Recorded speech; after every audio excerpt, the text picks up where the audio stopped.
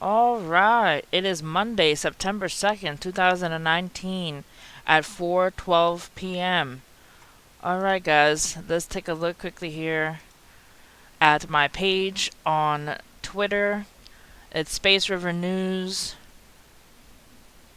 Um I had my page as Gamer Girl Raider at Twitter, but apparently they yesterday kicked me out.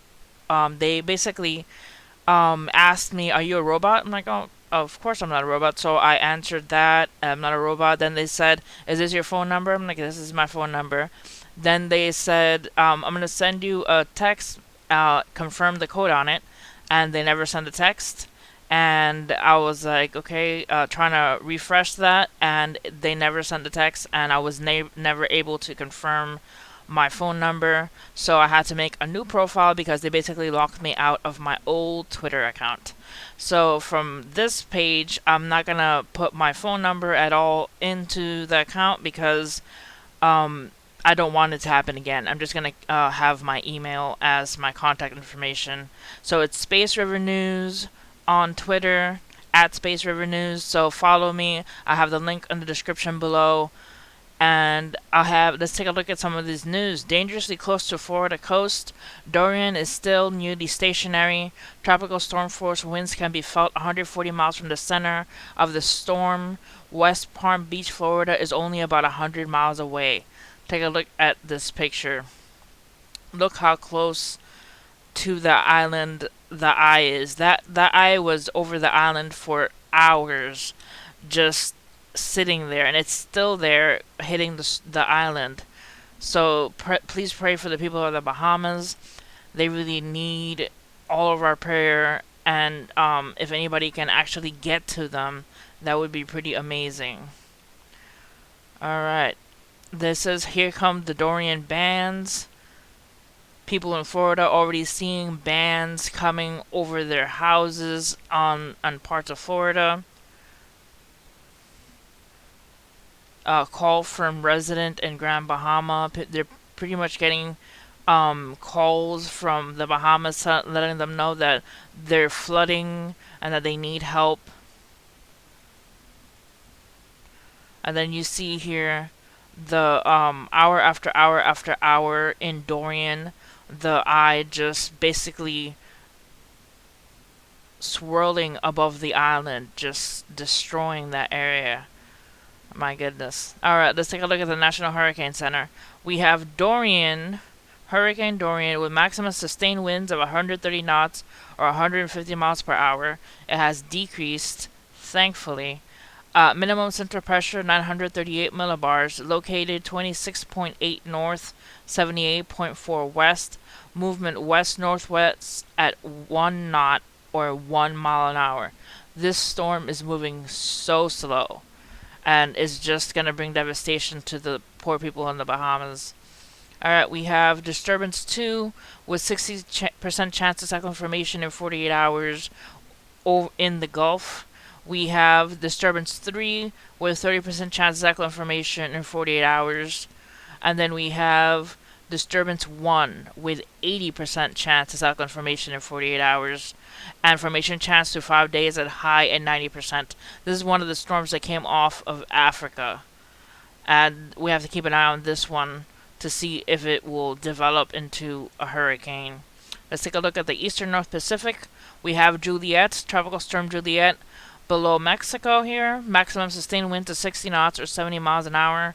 Minimum central pressure of 994 millibars. Located at 16.7 north and 112.6 west. Movement northwest at 12 knots or 14 miles an hour. Let's check out the Central Pacific.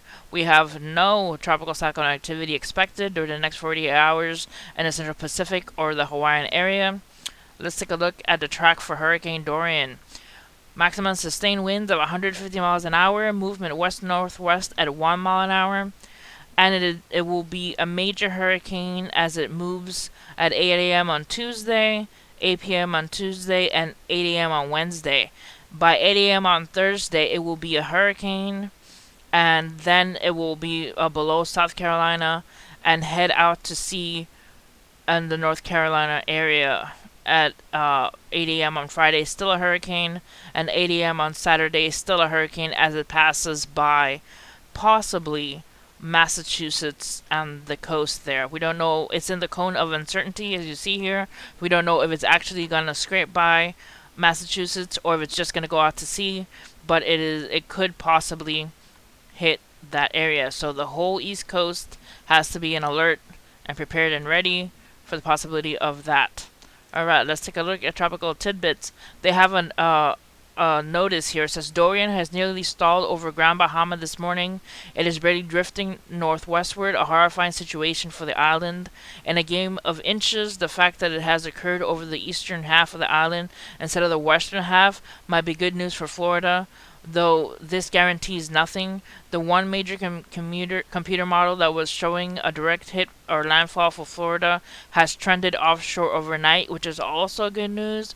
Other models like the ECMWF and the GFS trended closer to the coast, 40 to 50 miles offshore, which could still be a dangerous track. The storm is also beginning an eyewall replacement cycle, which, while typically accompanied by a decrease in max winds, also results in broadening of the wind field, which make it more likely to impact Florida even if the eye is offshore. Again, nothing is guaranteed. Tiny wobbles in the storm track could have vast consequences. Be vigilant and be prepared just in case the worst happens. Alright, let's take a look here at the satellite image of Dorian right now over a little bit of the Grand Bahama Islands still and moving northward. It's slowly moving above the island, which is great news because yesterday it was above the island, so now it's moving west northwest slowly, very slowly. Hopefully it weakens as it moves. Alright, let's take a look at the Atlantic wide. Look at this. 1, 2, 3, 4, possibly 5. Let me get my drawing tool.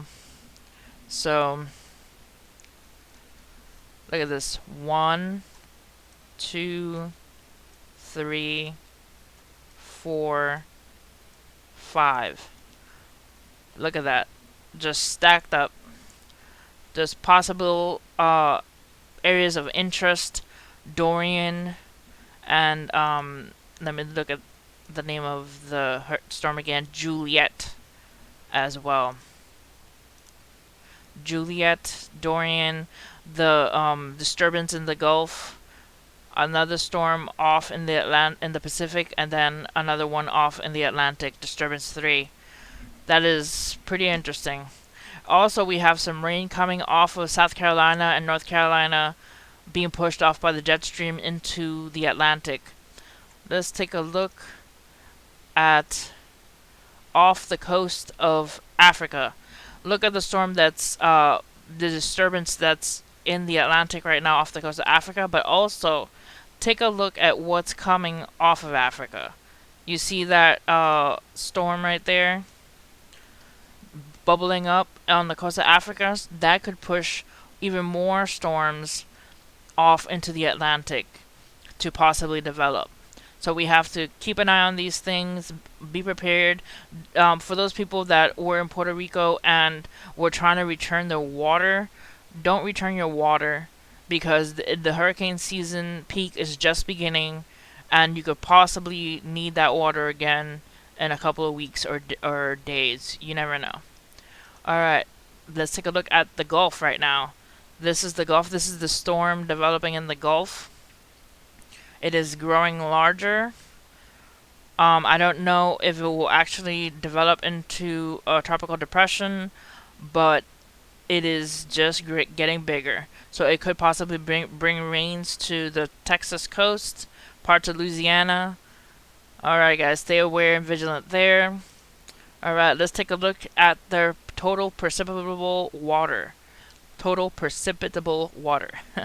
Alright, so we have Dorian. Look how much rain and water that's bringing to the coast of Florida and to the Bahamas area. Look at the amount of precipitable water in the Gulf. Also, look at the water in the Atlantic with that disturbance, and then that other disturbance coming off of Africa. Look how strong and large that's getting. Look at that. Alright, guys. That's it for this video. Hit like and subscribe for more. Remember to follow me on Twitter if you want more updates, because during the day I post about the hurricane and other news. So follow me on Twitter if you want constant updates. Um, Follow me on Twitter, but also check out my sponsor on the link below. It's Dave's Empire 1981. He basically does art on shoes and hats. If you have any kind of art that you want done on those shoes or hats, he will do that for you. See you guys next time. God bless.